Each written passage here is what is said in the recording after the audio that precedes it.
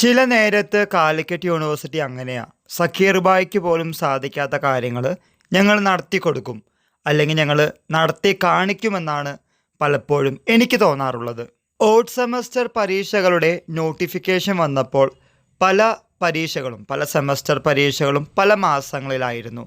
എന്നാൽ ഏറ്റവും അവസാനം പരീക്ഷകളെല്ലാം കഴിഞ്ഞപ്പോൾ ഒരു മാസത്തിനുള്ളിൽ തന്നെ 3 ഓഡ് സെമസ്റ്റർ പരീക്ഷകളാണ് കാലിക്കറ്റ് യൂണിവേഴ്സിറ്റി നടത്തിയിരിക്കുന്നത്.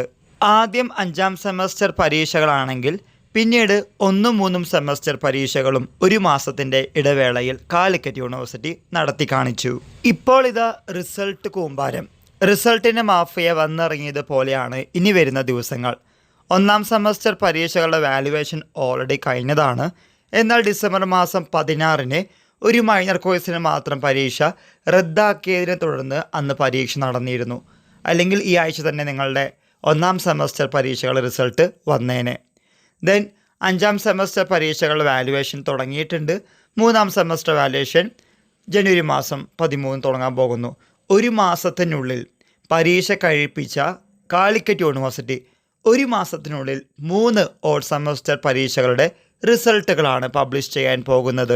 3 സെമസ്റ്റർ പരീക്ഷകളുടെയും റിസൾട്ട് എക്സാക്ട് ഡേറ്റ് പറയാൻ പറ്റില്ലെങ്കിലും ഒരു മാസത്തിനുള്ളിൽ തന്നെ നിങ്ങളുടെ റിസൾട്ടുകൾ വരുന്നതാണ്.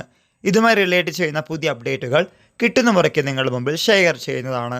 പല വിദ്യാർത്ഥികളും ചോദിച്ചത് കൊണ്ടാണ് നമ്മൾ ഇങ്ങനത്തെ ഒരു വീഡിയോ ചെയ്തത്. കൂടുതൽ അപ്ഡേറ്റായി കാത്തിരിക്കാം.